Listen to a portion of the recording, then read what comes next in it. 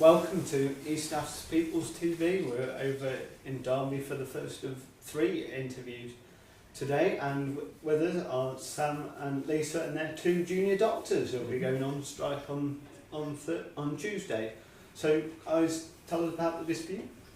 So, for the last 2 or 3 years now, the government's been trying to renegotiate the junior doctors' contract.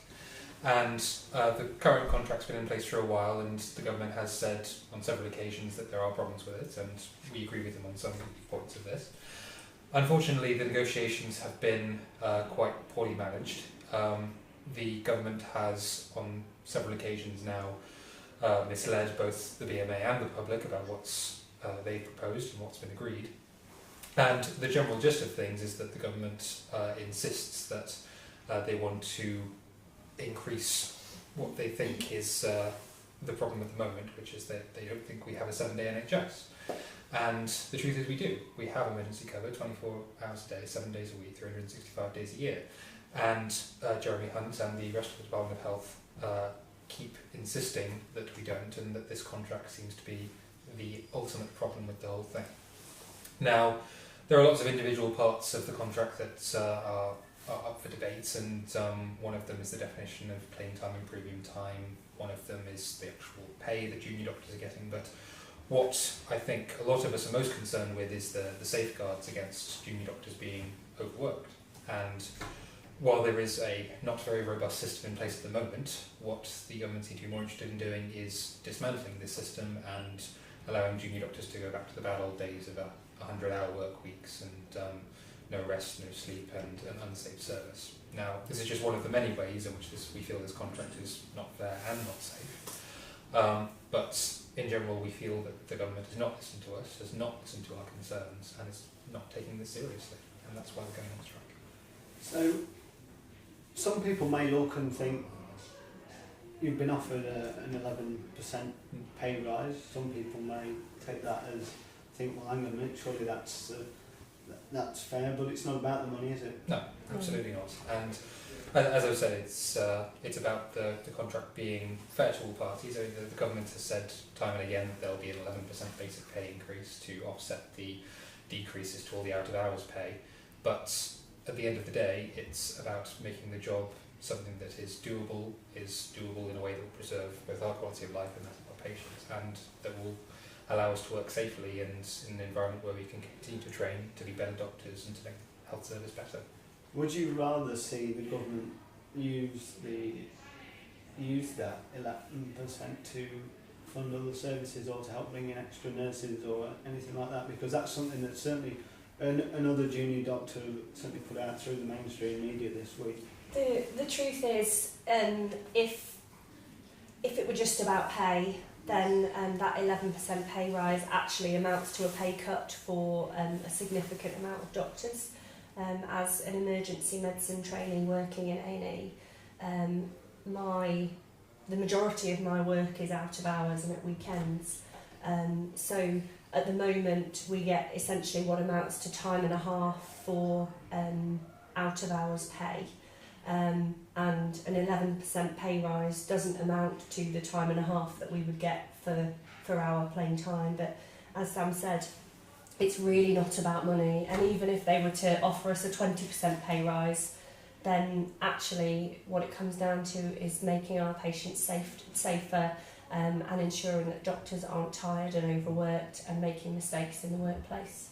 I also add to that the government has insisted, and the BMA has actually agreed, that the negotiations be within the scope of a neutral pay envelope. So if there were more money, which I think there should be for the NHS, then, as you say, it would be better spent on bringing in more doctors, more nurses, more physios, more radiographers, more services. Are you concerned about the future of the NHS under the Tory government? Yes. Yeah.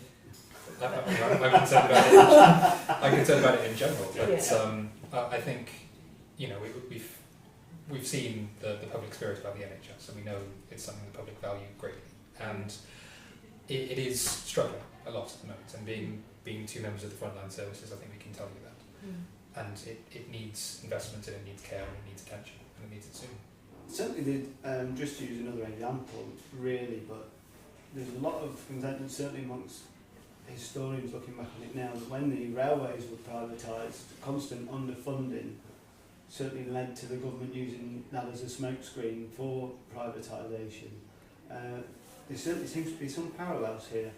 I would absolutely agree, and when you have a health secretary who's produced a document on essentially how to privatise the NHS, then I think that confirms the current Tory government and the establishment agenda, which is that privatisation would be in the interests of big business in this country. Finally, I think you seem to be getting a hell of a lot of support from the public, which is as most people would expect. But the importance of getting out there and talking to people and raising awareness of the dispute, is that something you're still keen to do?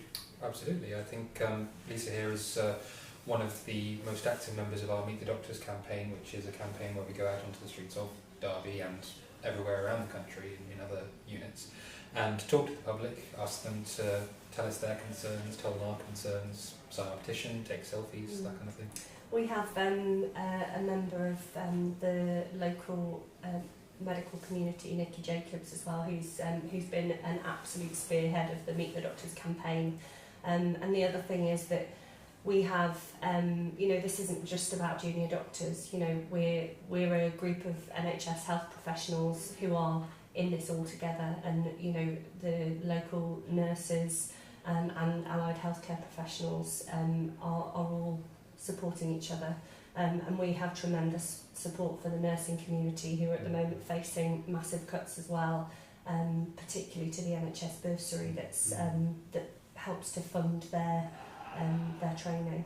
There is actually a march today in London. I know a few of my colleagues have gone out to support them. Yeah. Just finally, when, if anyone wants to go and support, where are the picket lines going to be and when? So there'll be picket lines outside the Royal Derby Hospital. The main entrance is near the main road, and then there'll be a Meet the Doctors event in Derby St Helens, actually just outside in St Peter's Street, from 11 till 3 on Tuesday. And there's also one at Kingsway as well. Yes, there'll be a Kingsway too. Kingsway too. Okay. All right. Sam, Lisa, thanks a lot. Thank you very much. Thanks. Can I just add something? David Cameron is always saying about the £12 billion that have been invested in the NHS. Is it actually being distributed fairly? Are you actually seeing it? It's not an investment. It's a chronic underfunding, and in fact, if you look at year-on-year funding and its relation to gross inflation, actually it counts as underfunding rather than investment. Oh, wow. I would say overall. So saying like, we're investing in the NHS for this £12 billion is that basically a lie, or what is it? It's not a lie. It's a smokescreen. It's technically true, but it's essentially it's a use of statistics to portray a positive image. Yes. Cheers, thanks. Yes. Yeah.